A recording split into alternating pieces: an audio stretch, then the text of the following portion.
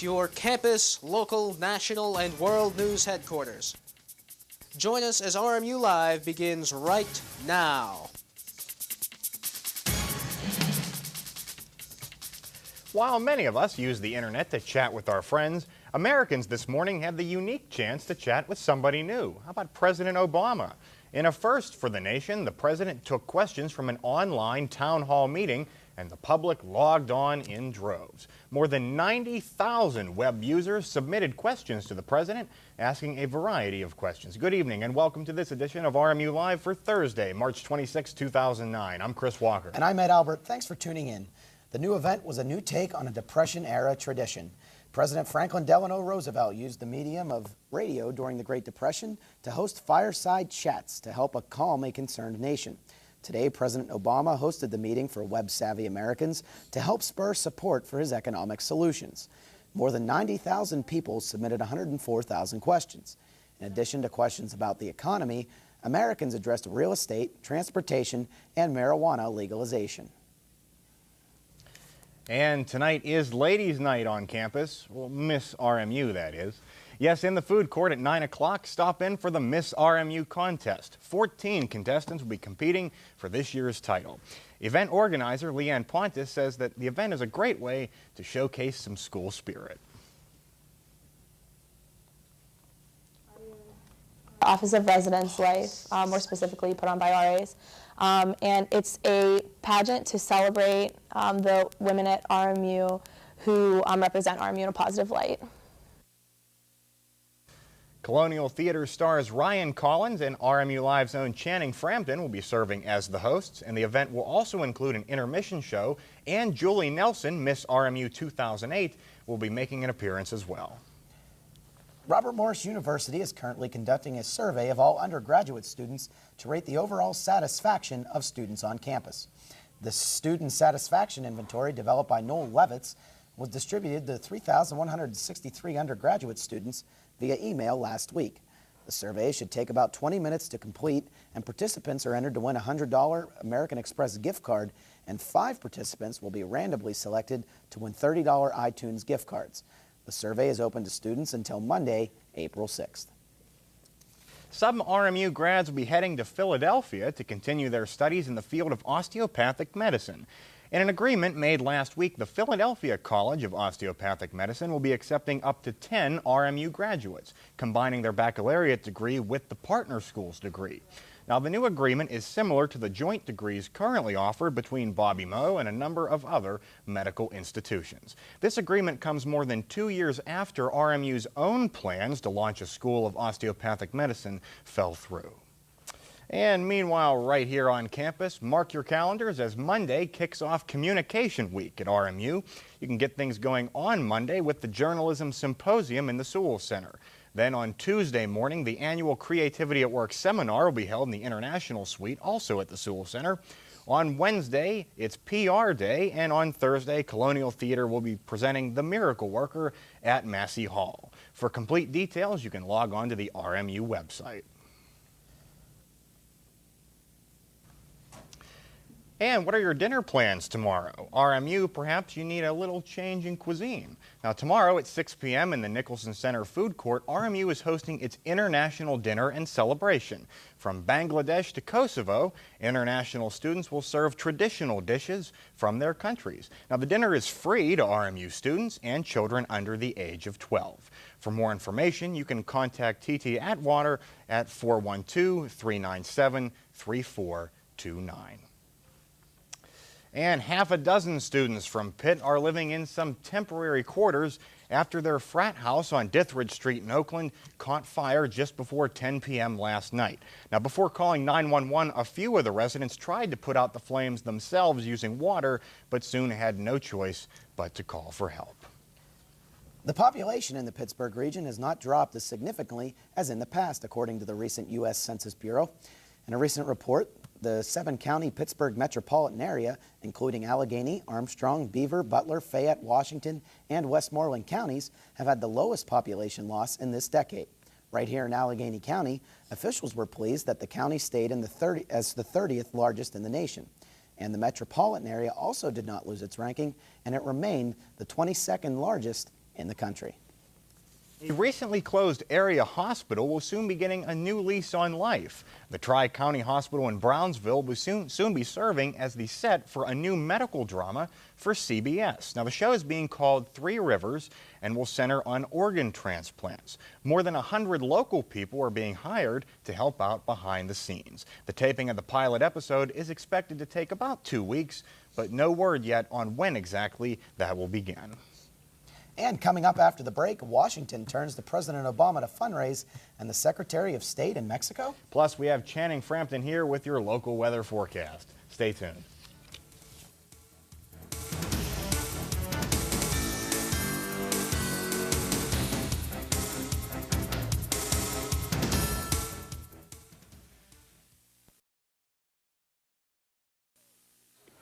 Come on, boy.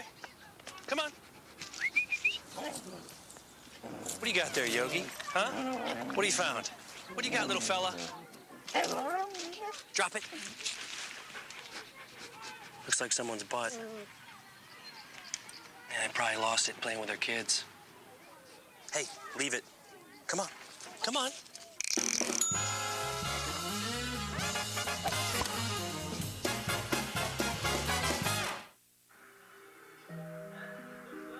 Passing gas in the presence of others is not only inappropriate, That is so foul. it can be deadly. Passing gas releases a fog of carbon monoxide Grandpa, and other poisonous fumes that can contribute to asthma and pneumonia. you're killing us over here. Kids shouldn't be exposed to secondhand smoke. Don't pass gas, take it outside. The bear climbed over the mountain, the bear climbed over the mountain, the bear climbed over the mountain, and what do you think he saw? What do you think he saw? What do you think he saw? The bear climbed over the mountain, the bear climbed over the mountain, the bear climbed over the mountain, and what do you think he saw?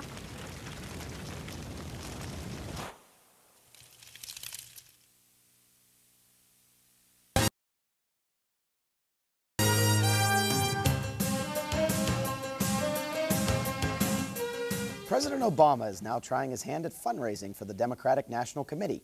He made 2 appearances last night, one at the National Women in the Arts Museum and the other at the Warner Theater.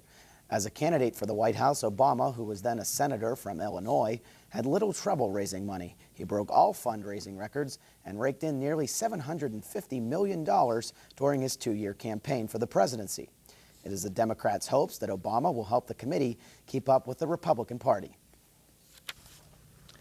Secretary of State Hillary Clinton is on a mission to Mexico tonight in an effort to reinforce cooperation in the ongoing struggle against the Mexican drug trade. Secretary Clinton, in a press conference held earlier today, explained some new steps being taken to combat the cartels. Those same cartels have been at war with each other for some time now and have killed thousands of people. Even local police from our southern neighbor have found themselves the target for attacks.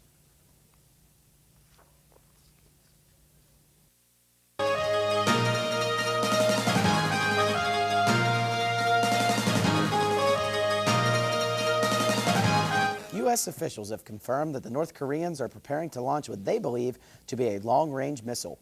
The North Korean government is stating that the project is for a communications satellite with the launch expected in the next few weeks.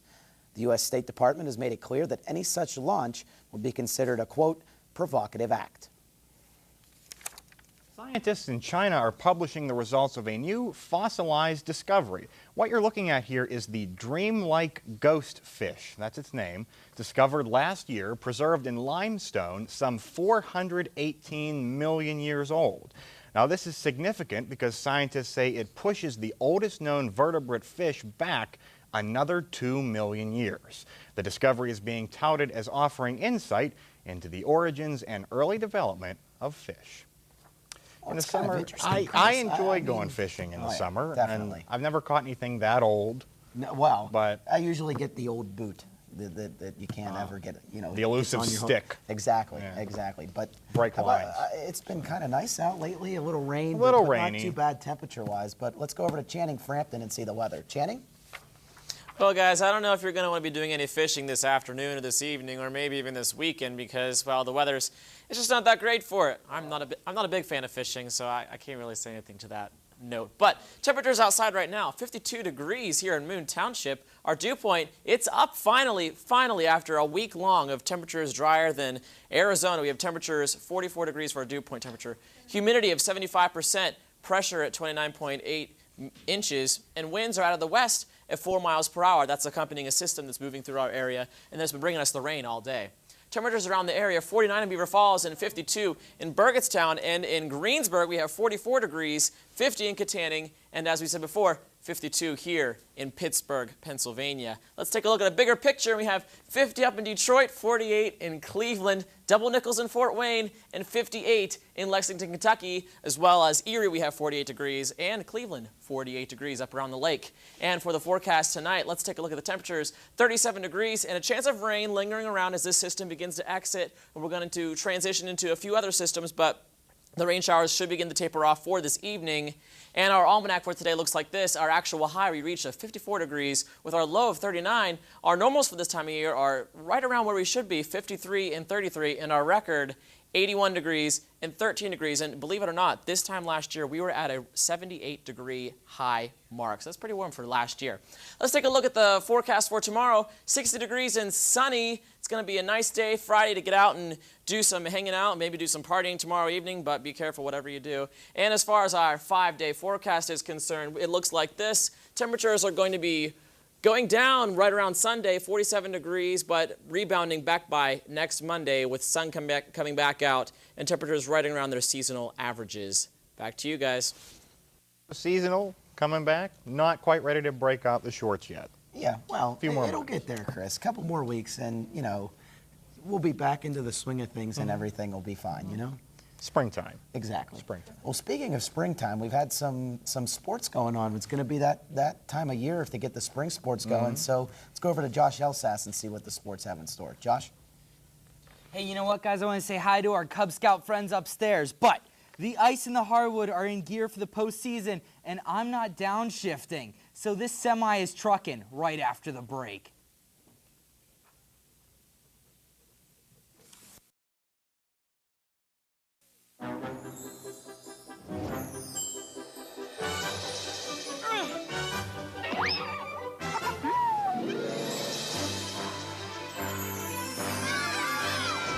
Once they've outgrown their toddler seat, they're still not ready for adult safety belts alone.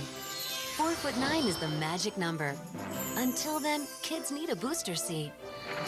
Make sure your little pumpkin gets there safely. Visit boosterseat.gov.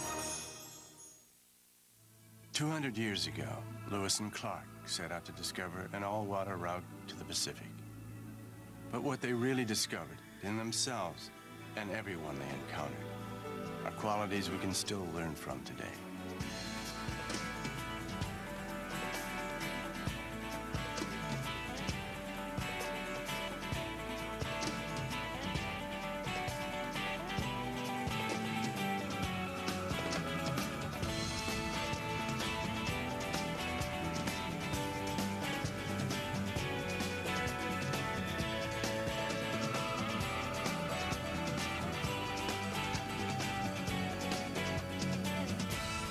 As we commemorate the Lewis and Clark bicentennial, we invite you to walk with them at lewisandclark200.org and see what you discover, because their trail winds through us all.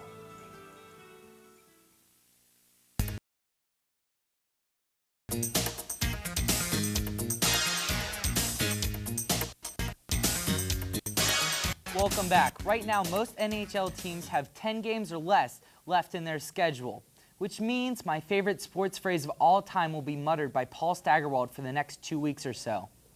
My beloved phrase, if playoffs started tomorrow. And what would happen if playoffs started tomorrow? Let's take a look at our customs playoff bracket here. And, well, we're going to go to the Pens highlight. As you see right now, Chris Letang's going to score on the back door. Chris Letang, 9 points in 9 games. Chris Kunitz takes the A train through center ice, but Calgary comes in untouched. Marc-Andre Fleury with a flash of the leather. He was phenomenal. Greatest game maybe of his career, who knows? And then Evgeny Malkin breaks in the offensive zone. Back pass to Gill. Gill, the USS Gill has lasers on him, folks. He finds the top left-hand corner. The fans love him. You got to love Gill, his second career goal of the season with his with the pen. Second goal of the season. Look at that flag waving. You got to love it. And so here is our playoff bracket, okay? You got number 1, Boston, taking on number 8, Montreal. Number 2, New Jersey, taking on number 7, New York. This is an interesting matchup because Boston is only 6 points in front of New Jersey. Hey, that's 3 wins, and they have the top seed that Boston's had in a chokehold all year. And then you have number 3, Washington, taking on your number 6, beloved Pittsburgh Penguins. Number 4, Philadelphia takes on number 5, Carolina. This is interesting because the Penguins are only 2 points behind Philadelphia. Sure be sweet to have a home advantage against the Philadelphia Flyers. The NHL is on the cusp of the playoffs, but March Madness is already in full swing. The team is going to March Madness. That's what everyone is talking about. Pittsburgh. Robert Morris is in March Madness. And they're headed to Minnesota for a little bit of March Madness, so I hear.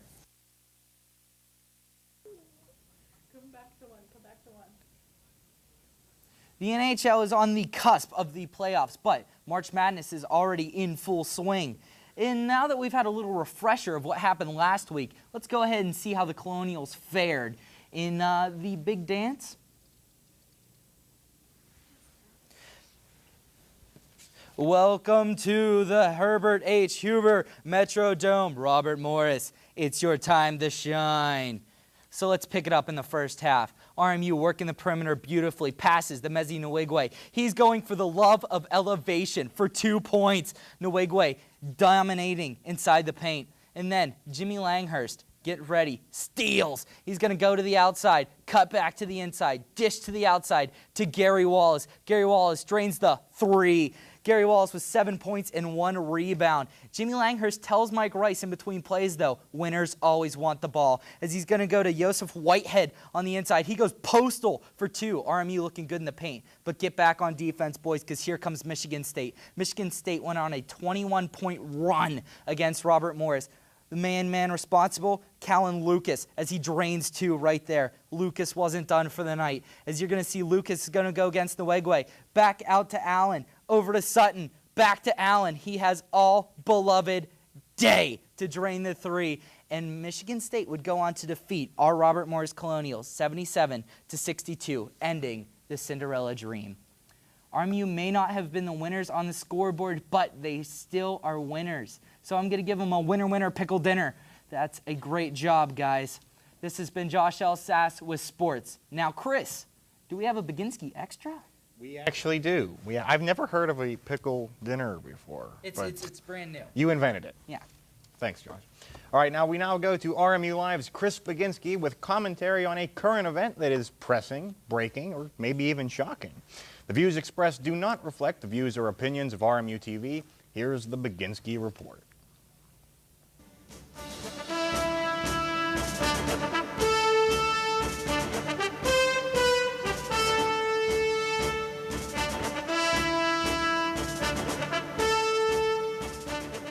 Has been raging over a particular subject in the heart of Texas for many years now, and that is whether or not evolution should be taught in schools. Right now, the Texas Board of Education is set to vote on a curriculum that not only doesn't subscribe to evolution, but seeks to disprove it. It could set a benchmark for schools nationwide, as many publishers write textbooks to Texas's standards. I think the Texas Board of Education needs to realize that as a publicly financed operation, they have no right to use taxpayers' dollars to take a side in a debate that nobody knows the true answer to. Teaching intelligent design as a theory is perfectly acceptable, as would teaching the theory of evolution. But to teach intelligent design as uncontested fact would take us back to the days where Galileo tried to convince people that the Earth revolved around the sun, and despite all the evidence, was ignored.